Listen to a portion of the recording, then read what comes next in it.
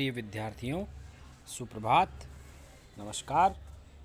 हम पिछली कक्षा में भक्ति काल का सामान्य परिचय जान चुके हैं। आज हम भक्ति काल की प्रथम धारा निर्गुण भक्ति धारा की बात करेंगे। वह निर्गुण भक्ति धारा में ज्ञानाश्रय शाखा के प्रतिनिधि कवि कबीर के जीवन व साहित्यिक परिचय को जानेंगे। देखिए, निर्गुण भक्ति धारा जो थी वो भक्ति काल की प्रथम काव्य धारा थी। हम यूँ माने कि इस काल हम यूँ जानते हैं कि भक्ति काल में दो प्रकार की धाराएं थी, निर्गुण एवं सगुण। तो सबसे पहले निर्गुण भक्ति धारा की विशेषताएं हम देखते हैं।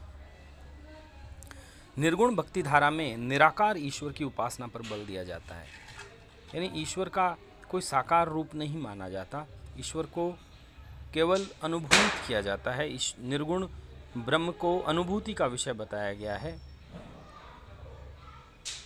निर्गुण भक्ति धारा में रहस्यवाद का प्रभाव है। देखिए, रहस्यवाद क्या है? यदि इसकी हम बात करें तो संपूर्ण हिंदी साहित्य में ये रहस्यवाद हमें 3-4 स्थानों पर देखने को मिलता है। सिद्धों की जो उलटबांसियाँ थी उसमें रहस्यवाद था। फिर आगे जाकर संत काव्य धारा में ये रहस्यवाद देखने को मिलता है। सूफी काव्य धारा में भी रहस्यवाद दृष्टिगत होता है। इसके अतिरिक्त आगे मीरा के काव्य में वह छायावाद में रहस्यवाद देखने को मिलता है। रहस्यवाद क्या है? देखिए, यदि किसी अज्ञात सत्ता के प्रति जो हमें ज्ञात नहीं है, राम और कृष्ण ज्ञात हैं, इनके प्रति यदि हमारा प्रेम है, इनसे हम मिलना चाहते हैं, राम और कृष्ण के प्रति यदि विरह अनुभूति है, तो ये रहस्यवाद नहीं है। लेकिन अज्ञात या निराकार सत्ता के प्रति यदि प्रेम का, विरह का, मिलन का भाव है, उसका वर्णन है, तो इसे रहस्यवाद माना जाता है।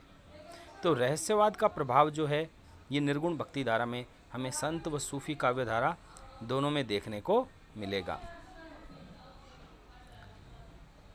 निर्गुण भक्ति धारा में गुरु का अत्यंत महात्म्य बताया है। कबीरदास जी ने भी गुरु को सर्व प्रमुख माना है। गुरु गोविंद दोऊ खड़े, काके लागू पाए, बलिहारी गुरु आपने जिन गोविंद दियो मिलाए। वहीं सूफी काव्य धारा में गुरु को पीर की संज्ञा दी गई है। निर्गुण भक्ति धारा में सदाचरण पर बल है। निर्गुण भक्ति धारा का प्रधान रस शांत रस है, लेकिन इसकी शाखा सूफी काव्य धारा में श्रृंगार रस का प्राधान्य है। निर्गुण भक्ति धारा में साहित्य का सृजन लोक भाषा में हुआ। कबीर आदि कवि लोक कवि थे। इन्होंने सधुकड़ी भाषा में साहित्य का सृजन किया, जबकि सूफी काव्य अवधी या पूर्वी हिंदी में लिखा गया।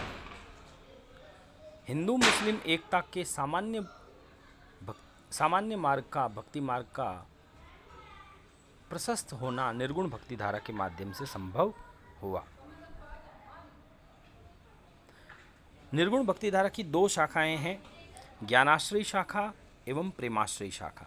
देखिए, हम दोनों का अंतर देख लेते हैं। हालांकि इन दोनों की प्रारंभिक विशेषताएं हमने ऊपर देखी, ये सामान्य विशेषताएं थी जो दोनों में पाई जाती है। लेकिन अब हम उन भिन्न बातों की चर्चा करेंगे जो ज्ञानाश्रय व प्रेमाश्रय शाखा में पाई जाती है। सबसे पहले तो ज्ञानाश्रय शाखा में भी निराकार ईश्वर की उपासना है, लेकिन निराकार ईश्वर की प्राप्ति ज्ञान मार्ग के सहारे करने की बात कही गई है, जबकि प्रेमाश्रय शाखा में प्रेम मार्ग से ईश्वर को साक्षात करने की बात कही गई है। ज्ञानाश्रय शाखा में ज्ञान तत्व की प्रधानता थी। हालांकि प्रेम का वर्णन ज्ञानाश्रय शाखा में भी है और सूफियों से ये प्रेम लिया गया है, जबकि प्रेमाश्रय शाखा में केवल और केवल प्रेम तत्व की प्रधानता थी। ज्ञानाश्रय शाखा या संत काव्य धारा में खंडन मंडन की प्रवृत्ति देखने को मिलती है, यानी विभिन्न धर्मों में जो आडंबर पाया जाता है उन आडंबरों पर चोट की गई है, जबकि सूफी काव्य धारा में खंडन मंडन की प्रवृत्ति का अभाव है, क्योंकि सूफी स्वभावतः कोमल थे और इनका मूल उद्देश्य केवल और केवल सूफी मार्ग और सूफी सिद्धांतों का प्रचार प्रसार करना था, न कि अन्य धर्मों के आडंबरों की आलोचना करना। जबकि संत काव्यधारा में विभिन्न धर्मों की आडंबरों की आलोचना की गई है। ज्ञान मार्गी शाखा में जीवात्मा को स्त्री व परमात्मा को पुरुष रूप में बताया गया है, जबकि सूफी शाखा में, प्रेमाश्रयी शाखा में परमात्मा को स्त्री रूप में एवं जीवात्मा को पुरुष रूप में बताया गया है। ज्ञानाश्रयी शाखा की रचनाएं मुक्तक रूप में हैं, छोटे छोटे दोहों, छोटे छोटे पदों के माध्यम से भाव को अभिव्यक्त किया गया है। जबकि प्रेमाश्रयी शाखा में चूँकि हिंदू घरों के प्रेमाख्यान थे, लंबी कहानियाँ थी, तो ये रचनाएं प्रबंध रचनाओं के स्वरूप में देखने को मिलती है। ज्ञानाश्रयी शाखा के कवियों की भाषा सधुकड़ी थी, जबकि प्रेमाश्रयी शाखा की काव्य भाषा अवधी या पूर्वी हिंदी थी। निर्गुण भक्ति के मूल तत्व देखें तो नाम जप या नाम स्मरण पर बल दिया गया है। मानसिक भक्ति अंतस साधना की बात की गई है। ईश्वर को घट के भीतर, शरीर के भीतर प्राप्त करने की बात की गई है। ईश्वर को कण कण में बताया गया है। यहाँ जाति, वर्ण और वर्ग से भिन्न ईश्वर पर मनुष्य का समान अधिकार बताया गया है। यानी जाति पाति की जो प्रथा है, भेदभाव है, उसका तीव्र विरोध देखने को मिलता है। निर्गुण भक्ति धारा में सहज साधना की बात की गई है कि ईश्वर को सहजता से प्राप्त किया जा सकता है। ये भक्ति काल की वह धारा है जो विश्व संप्रदाय का प्रतिनिधित्व करती है। इसे संत काव्य के नाम से जाना जाता है। अब हम निर्गुण भक्ति धारा की शाखा संत काव्य या ज्ञानाश्रयी शाखा की बात करते हैं, जिसके प्रतिनिधि कवि कबीर थे। संत काव्य का मूल दर्शन शंकराचार्य का अद्वैतवादी दर्शन है। अद्वैत दर्शन ये कहता है कि जीवात्मा और परमात्मा एक हैं, भिन्न नहीं हैं। माया के कारण ये भिन्न भिन्न दिखाई देते हैं। जब माया का आवरण हट जाता है तो जीवात्मा और परमात्मा एकाकार हो जाते हैं। जल में कुंभ है, कुंभ में जल है, बाहर भीतर पानी, फूटा कुंभ जल जल ही समाना, ये तथ्य कह गए हो ज्ञानी। कबीरदास जी का दोहा शंकराचार्य के अद्वैत दर्शन को व्यक्त करता है। आगे हम इसकी बात करेंगे। संत काव्य पर यदि सर्वाधिक प्रभाव किसी का पड़ा है तो नाथ संप्रदाय का पड़ा है। आदिकाल का जो नाथ संप्रदाय है उससे इन्होंने बहुत सारी बातों को लिया है, जैसे अंतस साधना यानी घट के भीतर ईश्वर को मानना, योग की शब्दावली का प्रयोग, हठ योग के शब्दों का प्रयोग किया गया है साधनात्मक रहस्यवाद के अंतर्गत, गुरु को मानना, नारी निंदा, सधुकड़ी भाषा। ऐसा माना जाता है कि इन सब बातों को नाथ संप्रदाय से संत काव्य में लिया गया है।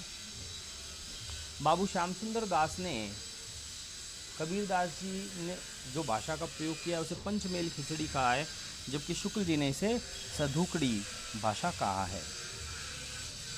संत काव्य में सूफियों से प्रेम तत्व लिया गया है। दाम्पत्य प्रतीकों का उपयोग जहाँ जहाँ देखने को मिलता है वो सूफियों से लिया गया है।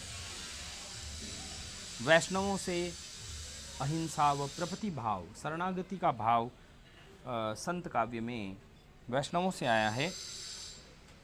सिद्धों से क्या लिया गया है, तो संत काव्य का जो बीज तत्व है वो सिद्धों में देखने को मिलता है। बीजांकुरण जो है वो सिद्ध साहित्य में देखने को मिलता है। इसके अतिरिक्त जाति प्रथा का विरोध, कबीर आदि कवियों की रचनाओं में जो उलट बांसियाँ हैं उनका पूर्व रूप जो है वो सिद्धों की उलझी उक्तियों में देखने को मिलता है। इसके अतिरिक्त इस्लाम से इन्होंने एकेश्वरवाद, मूर्ति पूजा का विरोध जैसी बातों को इन्होंने लिया है। बहुदेववाद का विरोध, अवतारवाद का विरोध, ये भी इस्लाम से लिया गया है। बौद्ध धर्म से संत काव्य में वैदिक साहित्य व वैदिक परंपराओं का विरोध जो है ये बौद्ध धर्म से लिया गया है। कबीर आदि संत कवियों की रचनाओं में जो वैदिक परंपराओं और वैदिक धर्म का जो विरोध है, वैदिक साहित्य का जो विरोध है, ये बौद्ध धर्म के प्रतिफलन है। उपनिषद से इन्होंने ब्रह्म, जीव, माया, प्रलय, सृष्टि जैसे शब्द लिए हैं। रामानंद से इन्होंने राम शब्द ग्रहण किया है। रामानंद कबीर के गुरु थे। संत काव्य अर्थात सत्य का संधान करने वाले, सदाचार के मार्ग पर चलने वाले संत कवि कहलाते हैं और इनका साहित्य संत काव्य कहलाता है। पीताम्बर बड़थवाल ने संत की उत्पत्ति शांत शब्द से मानी है।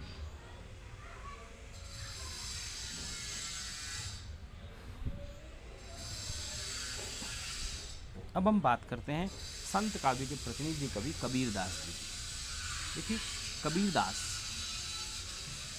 जन्म के विषय में माना जाता है कि 1398 ईस्वी में 1455 विक्रम संवत में काशी में कबीर का जन्म हुआ। 1455 साल भये चंद्रवार एक ठाठ ठये, जेठ सुदी बरसाइत को पूर्णमासी तिथि प्रगट भये। ये कबीर के विषय में कहा जाता है। इनकी मृत्यु के विषय में कहा जाता है कि मगहर नामक स्थान पर कबीर की मृत्यु हुई सन 1518 में। संवत 1575 कियो मगहर को गौन,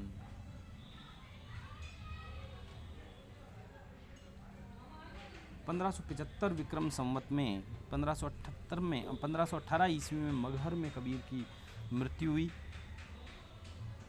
कबीर के गुरु रामानंद माने गए हैं। कबीर 120 वर्ष तक जीवित रहे, लंबी आयु के धनी थे। कबीरदास जी की रचनाओं में उनका जीवन नजर आता है। जो स्वयं की रचनाओं से जीवन परिचय प्राप्त होता है उसे अंतः साक्ष्य कहते हैं, और दूसरों के द्वारा जो उनके जीवन का वर्णन है, दूसरों की रचनाओं में जो उनका जीवन वर्णन है, वो बहिर्साक्ष्य कहलाता है। अंतः साक्ष्य में ये बताया गया है, कबीर स्वयं लिखते हैं, काशी में प्रगट भये रामानंद चेताए। ऐसा बताया जाता है कि काशी में उनका जन्म हुआ कबीर के द्वारा और रामानंद ने इनको जागृत किया। इन्होंने रामानंद को अपना गुरु बनाया। कुछ मुसलमानों के द्वारा ये भी बताया गया है कि शेख पीर तकी इनके गुरु थे, जिसको बाद में असत्य माना गया। कबीर के माता पिता का नाम नीरू व नीमा था। ये इनको जन्म देने वाले नहीं थे। ऐसा बताया जाता है कि कबीरदास जी काशी में इनको मिले थे, नदी के मध्य में कमल के फूल में। इनकी पत्नी का नाम लोई, पुत्र पुत्री कमाल और कमाली। कबीर का जीवन परिचय यदि बहिर्साक्ष्य में देखें तो अनंत दास की रचना कबीर परिचय में देखने को मिलता है। अनंत दास कबीर के गुरु भाई थे, रामानंद के शिष्य थे। कबीर परिचय में ये भी बताया गया है कि कबीर जो थे वो सिकंदर लोदी के समकालीन थे और सिकंदर लोदी ने इनको हाथियों से कुचलवाने का प्रयास किया। नाभादास राम भक्त कवि हुए हैं। इन्होंने भक्तमाल में कबीरदास जी के विषय में लिखा है, कबीर कानी राखी नहीं वर्णाश्रम सठ दर्शनी। यानी कबीर ने वर्णाश्रम और सठ दर्शन जो है उसको नहीं माना, उसकी मर्यादाओं को नहीं माना। कबीरदास जी समाज सुधारक थे। ये सोशल रिफॉर्मर थे, समाज सुधारक थे, कवि नहीं थे। कवि बनना उनका लक्ष्य नहीं था, समाज सुधार करना उनका लक्ष्य था। कबीरदास जी लिखते हैं, गुरु प्रसादी जयदेव नामा, भक्ति के प्रेमी इन्हीं को जाना। यानी कबीर अपने से पहले जयदेव व नामदेव को जो है कवि मानते हैं। कबीरदास जी ये कहते हैं कि तुम मेरी जिन रचनाओं को गीत कहते हो वो मेरे ब्रह्म संबंधी विचार हैं। तुम जिन जानो गीत हो वो निज ब्रह्म विचार। इसके अतिरिक्त उनका भाषा के प्रति बड़ा प्रेम था। संस्कृत को वह कूप जल कहते थे, कुएं का पानी, और भाषा को बहता नीर कहते थे। वो कहते हैं, संस्कृत है कूप जल भाखा बहता नीर।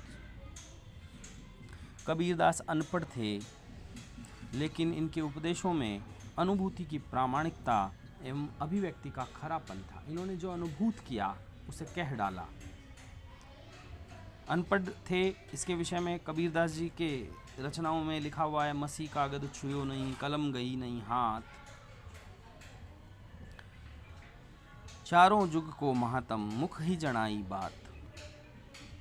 मतलब मैंने स्याही और कागज़ को कभी, मसी का अर्थ स्याही होता है, कभी छुआ नहीं है और कभी कलम मैंने पकड़ी नहीं। इसके अतिरिक्त जो उन्होंने अनुभूत किया उसके विषय में वो कहते हैं, मैं कहता आँखिन की देखी, तू कहता कागद की देखी, मैं कहता समझावन आ रही, तू राख्यो उलझाई दे। यहाँ उन्होंने पंडितों को फटकारा है और अनुभूति की प्रामाणिकता पर बल दिया है। साथ ही किताबी ज्ञान को उन्होंने कोरा ज्ञान बताया है, नीरस बताया है। गुरु नानक सिख संप्रदाय के धर्म ग्रंथ गुरु ग्रंथ साहिब में कबीर के पद मिलते हैं, प्राचीन पद। कबीर की रचना है बीजक, जिसका संपादन संकलन धर्मदास ने किया। इसमें कुल 3 भाग थे, साखी, सबद और रमेनी। साखी में कुल 800 साखियाँ मानी गई है, 800 दोहे हैं। साक्षी एक तत्सम शब्द है जिसका तद्भव है साखी, जिसका अर्थ होता है प्रमाण। दोहा छंद में साखी नामक रचना लिखी गई है, जिसमें कुल 59 अंग हैं। गुरुदेव को अंग से, अविहड़ को या अखंड को अंग। इस रचना में कबीर के स्वयं के अनुभव, सांप्रदायिक शिक्षा एवं सिद्धांत के उपदेश हैं। कबीरदास जी कहते हैं, साखी आखी ज्ञान की, देख समुझ मन माही, बिन साखी संसार का जगरा छूटत नाई। साखी रचना में सदुकड़ी भाषा में दोहे लिखे गए हैं और सदुकड़ी भाषा में खड़ी बोली के अतिरिक्त राजस्थानी, पंजाबी और अवधी भाषा का प्रयोग भी देखने को मिलता है। जबकि नाथों की जो सदुकड़ी थी उसमें खड़ी बोली पर राजस्थानी का प्रभाव था केवल। चूँकि खड़ी बोली में राजस्थानी, पंजाबी और अवधी भाषाओं के शब्द मिलते हैं, इसलिए कबीर की भाषा को पंचमैल खिचड़ी बाबू श्याम सुंदर दास ने कहा। कबीरदास जी की भाषा के विषय में हजारी प्रसाद द्विवेदी कहते हैं, भाषा सदैव इनकी अनुगामिनी रही। इन्होंने जो चाहा भाषा से कहलवा दिया, बन गया तो सीधे सीधे, नहीं तो दरेरा देकर। कबीर वाणी के तानाशाह थे, डिक्टेटर थे। शुक्ल ने इनकी भाषा को सदुकड़ी भाषा कहा। इसके अतिरिक्त सबद और रमेणी, सबद जो थे इनके गाए जाने वाले गीत थे। ब्रज भाषा मिश्रित पूर्वी बोली थी जिसमें इनकी आध्यात्मिक अनुभूतियाँ थी। और रमेणी में इन्होंने सृष्टि की रचना का वर्णन किया है। रमेणी रामायण शब्द का अपभ्रंश है। तो ये कबीर की रचनाओं के विषय में बात हो गई। अगली कक्षा में हम कबीर की भक्ति भावना के विषय में जानेंगे। तो आज की कक्षा समाप्त होती है। आप 2 प्रश्न लिख लीजिए। निर्गुण भक्ति धारा की विशेषताएं लिखिए। ज्ञानाश्रय व प्रेमाश्रय शाखा के प्रमुख अंतर को इंगित कीजिए। दूसरा प्रश्न आप लिखिए, संत काव्य का दार्शनिक आधार क्या था।